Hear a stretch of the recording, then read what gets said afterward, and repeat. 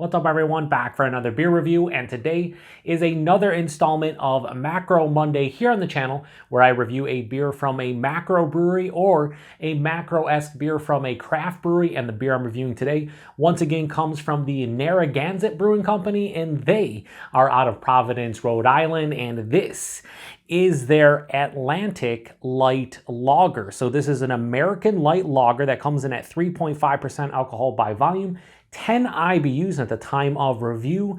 I believe that this can is just under 7 months old, and I picked this one up at Halftime Beverage via halftimebeverage.com. So in the description box, I'll post a link to the beer mail unboxing video I did that contains all the goodies that I grabbed, and I picked up 20 beers in total, and a couple of them were specifically for Macro Monday, and this was one of them. Now, the reason I picked this one up specifically is because I have never seen this one here in the Buffalo, New York area. I typically see their iconic Narragansett lager. If I could speak.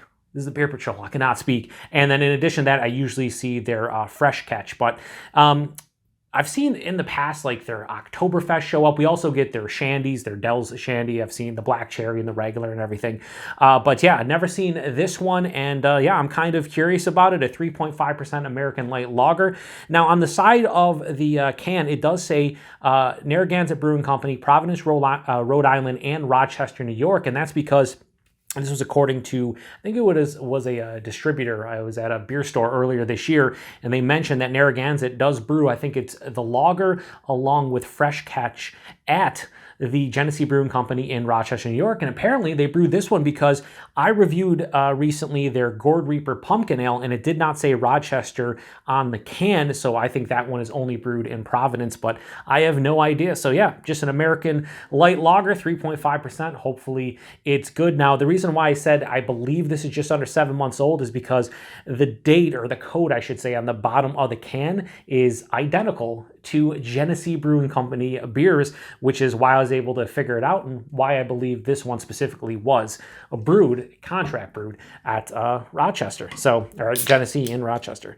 This is a very tight can. I hope it doesn't gush out or anything. No, I think we're good. So I do have the Genesee cream ale glass because why not? Let's do it. Trying to go a little aggressive so I can get a decent head. Something like that. We have succeeded in our endeavors. So yeah, that definitely looks like a macro lager of some sort, an adjunct lager, a light lager. Yeah, it's crystal clear. Like I'll turn it towards the side because you can probably see when I do this, you could probably not see it because of the Genesee logo, but yeah, this is crystal clear. You can see my hand through it. It has that very light yellow, like straw color. It's super vibrant. Almost, I would say almost, is that something on my glass on the inside? I don't know. That looks kind of weird. It's like something in the glass on the outside. I can't tell. But anyway, yeah, it's on the actually outside. I don't know. I cleaned this right before I started the video. So anyway, has about 2 fingers of this bright white soap sudsy looking head. Again, in the glass, yeah, the clarity is through the roof. Beautiful, vibrant clarity to it. Good carbonation. This does have the etching to promote the carbonation, aka the nucleation. But yeah, I mean, that looks like most standard light lagers in America, for sure. Anyway, what the hell is that? I'm bothered by what's on the side of my glass. I don't know. I washed it. I have no idea. Let's get a nose. Wow, that actually doesn't smell bad. Not that I thought it was going to smell bad, but it's a 3.5% American light lager from Narragansett. Like, I'm not expecting the world here. What this beer probably is made for, based on the May 16th canned on date, this would be like great. I can tell you right now, without even tasting it, this would probably be great in the spring and summer for like a low ABV crusher, a beach, poolside barbecue. You could probably put down a bunch of these and not even think twice. Yeah, it just has a generic, like grainy, almost slightly like, I say more like a sweet bread. There's a little bit of like an adjunct-y corn thing. I'm not sure if they use corn in this. Probably do, but I don't know. But it has a little bit of that, like sweet corn. Red apple, like a sweet, crisp red apple. Touch of a generic grassiness from the hops, maybe a little bit of a floral aspect. The flavors are very light, just like the ABV of this beer. Everything I'm saying about is very subtle and subdued. Kind of what you expect, I think, when you're picking up a beer like this. there's no off flavors. It doesn't smell bad. It just kind of smells like your lower ABV light American lager. That's what it kind of smells like. It doesn't smell bad in the least. It smells like it's going to have a bit more sweetness in the taste than I hope. But yeah, let's get into it. Cheers, everyone.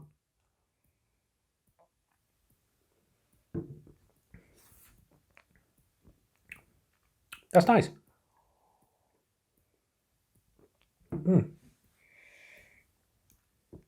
I actually dig the finish because it has this. It's probably because of this is very carbonated. The carbonation bubbles, in addition to this slight like spicy grassiness on the finish, makes this a bit different after those first two sips. So body on this for 3.5%.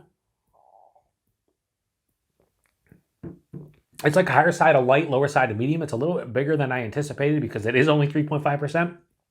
It's not super thin and watery like you might anticipate, but it's also not that big. I'm not expecting the world here. It's sub 4%, so I think the body's fine for what it is. The mouthfeel is very effervescent. It's this beer is, in general, a very crisp beer too. It's quite dry on the palate.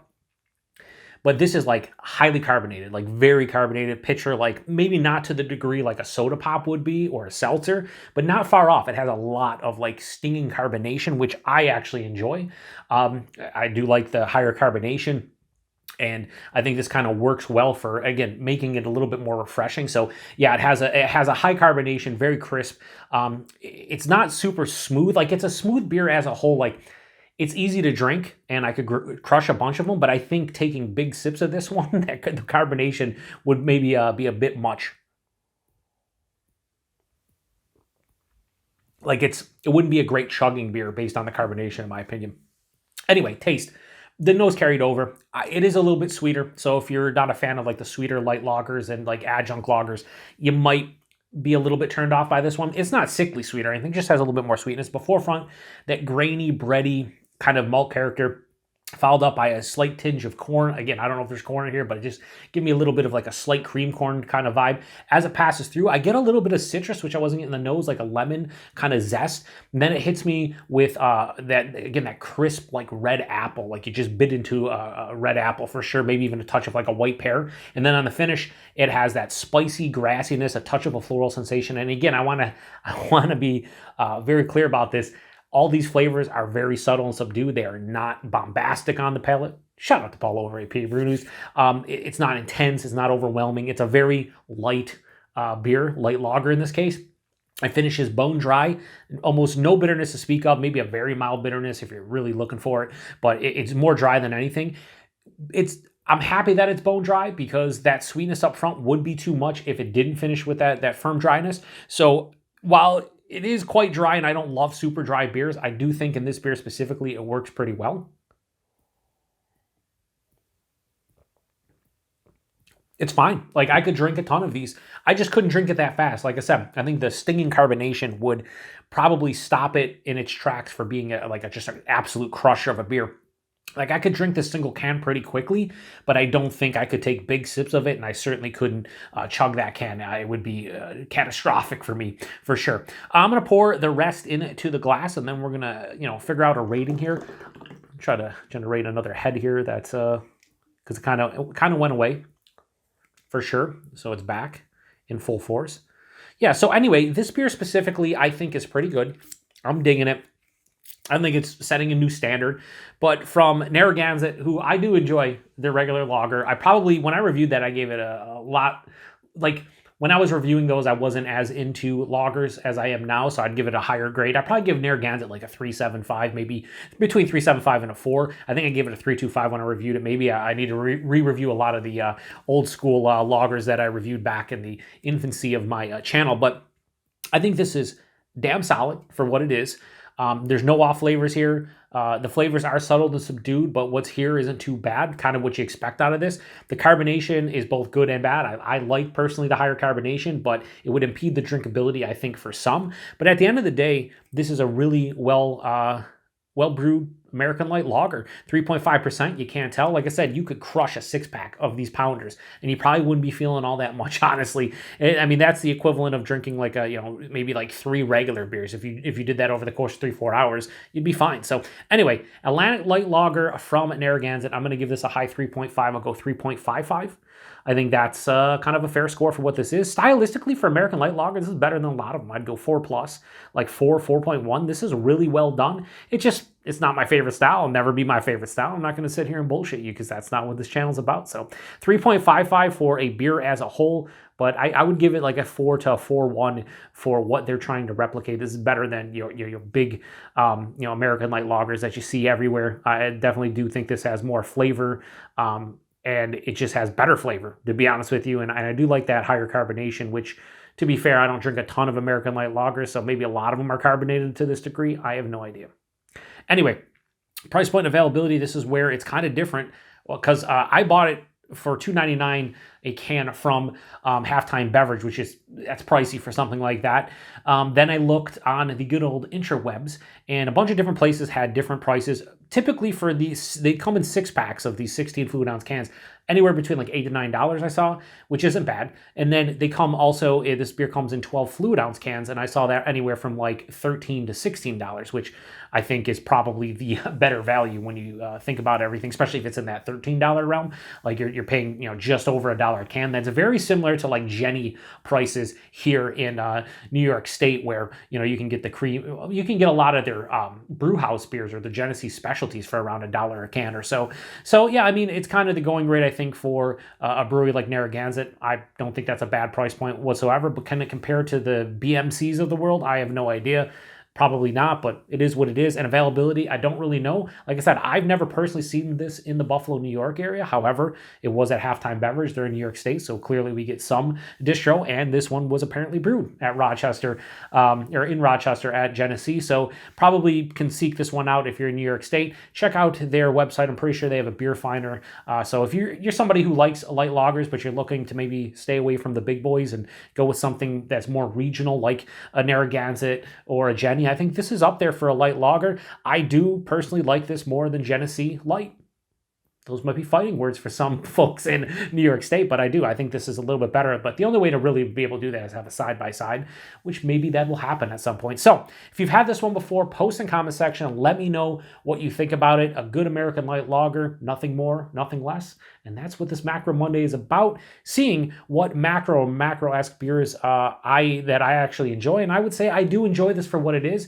All right, I'm back, and I usually don't do this every once in a while. I'll end up doing this, but I wanted to come back because there's one thing. As I was turning off the camera and going to go upstairs and everything, I realized that I never said this beer was that clean.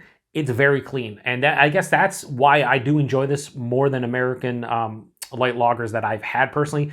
There's really no lingering flavor. It just has clean fermentation. It's just so clean, and it doesn't linger. Nothing really lingers on the palate after a couple seconds. So it's like you could throw a bunch of these back and the flavor just wouldn't, I don't think, get overwhelming, at least for myself personally. And that's why I give this one brownie points as well. I think it's a very clean, crisp, and refreshing beer. Now, I'm going to wrap this one up by saying cheers.